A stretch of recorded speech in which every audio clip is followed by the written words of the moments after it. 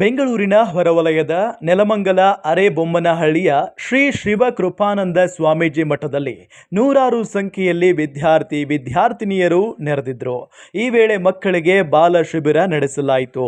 ಶಿವಕೃಪಾನಂದ ಸ್ವಾಮೀಜಿ ಮಠಕ್ಕೆ ಆಗಮಿಸಿದ್ದ ಪೂಜ್ಯ ಗುರುಮಾ ಅವರು ಕೆಟ್ಟ ಕೆಲಸಗಳಿಂದ ಏನೂ ಸಾಧಿಸಲಾಗದು, ಕೆಟ್ಟ ವಿಚಾರಗಳನ್ನು ಕೂಡ ನಾವು ನೆನೆಯಬಾರದು ಮತ್ತು ಮಾಡಲೂಬಾರದು ಅಂತ ಮಕ್ಕಳಿಗೆ ತಿಳಿ ಹೇಳಿದ್ರು.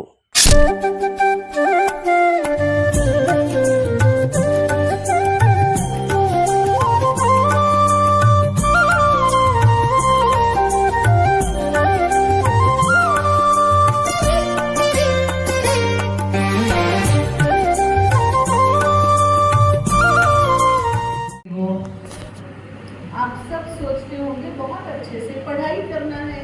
ಈಗ ನೀವೆಲ್ಲ ಯೋಚನೆ ಮಾಡ್ತಿರ್ಬೋದು, ಹೌದು ಇದಾಗಬೇಕು ಅಂತಂದ್ರೆ ಚೆನ್ನಾಗಿ ಓದಬೇಕು ಅಂತ. बात तो सही है, अच्छे से पढ़ाई तो करना ही है. ಅದೇನೋ ನಿಜ, ಚೆನ್ನಾಗಿ ಓದಲೇಬೇಕು ಇರುತ್ತೆ. ಅದ್ರಲ್ಲಿ ಯಾವ್ದಾದ್ರು ಒಂದು ಅಟ್ಲೀಸ್ಟ್ ನ ಆರಿಸ್ಕೊಂಡು ನೀವು ನಿಮ್ಮ ಡೈರಿಯಲ್ಲಿ ಅದನ್ನ ಬರೆಯೋದಕ್ಕೆ ಶುರು ಮಾಡಿ. इससे क्या होगा पता है? इससे एक फायदा होगा कि अपनी आदत होगी. कुछ भी बुरा हुआ ना तो हम तुरंत बोले अरे देखो ना ऐसा हो गया. ಮಠಕ್ಕೆ ಆಗಮಿಸಿದ ಗುರುಮಾ ಮಕ್ಕಳು ಧ್ಯಾನದಿಂದಲೇ ತಮ್ಮ ಗುರಿಯನ್ನ ಮುಟ್ಟಲು ಸಾಧ್ಯ, ಇಲ್ಲವಾದರೆ ನಿಮ್ಮ ದಾರಿಯ ಮಾರ್ಗ ಕಂಡುಕೊಳ್ಳಲಾಗುವುದಿಲ್ಲ ಅಂತ ಕಿವಿಮಾತು ಹೇಳಿದ್ರು. ತಮ್ಮ ಬಾಲ್ಯ ಜೀವನದ ಹಲವು ನೆನಪುಗಳನ್ನ ಮಕ್ಕಳಿಗೆ ತಿಳಿಸಿಕೊಡುವ ಮುಖೇನ ಸನ್ಮಾರ್ಗದತ್ತ ಹೆಜ್ಜೆ ಹಾಕಿರಿ ಅಂತ ಹೇಳಿದ್ರು. ऐसे किसी महापुरुष ने कहा है कि यदि आपको थोड़े समय का टाइम पास करना है तो आप छोटा गार्डन लगाओ. यदि आप ज़्यादा समय का टाइम पास करना चाहते हो तो आप एक वृक्ष उगाओ. और यदि आप कुछ बहुत बड़ा अच्छा काम करना चाहते हो तो आप एक बच्चे को बड़ा करो. तो आप इतने सारे बच्चों को बड़ा कर रहे हो, बहुत बड़ा काम है. आपको बहुत बहुत शुभकामनाएं और बहुत बहुत बधाई. ಅರೆಬೊಮ್ಮನಹಳ್ಳಿ ಶಾಲೆಯ ಮಕ್ಕಳು ಈ ಧ್ಯಾನ ಶಿಬಿರದಲ್ಲಿ ಪಾಲ್ಗೊಂಡಿದ್ದರು.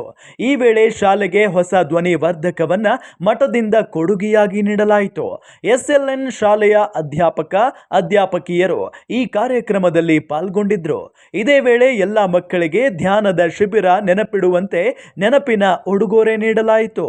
ಮಕ್ಕಳ ಮನಸ್ಸನ್ನ ಅರಿತು ಧ್ಯಾನದ ಮಾರ್ಗದಲ್ಲಿ ನಡೆಯುವ ಪ್ರಕ್ರಿಯೆ ಮುಂದಿನ ದಿನಗಳಲ್ಲಿ ಸಮಾಜಕ್ಕೆ ಒಳಿತು ಎಂಬುದು ಈ ಶಿಬಿರದಲ್ಲಿ ಒಟ್ಟಾರೆಯಾಗಿ ಮೂಡಿ ಬಂದ ಸಂದೇಶವಾಗಿತ್ತು.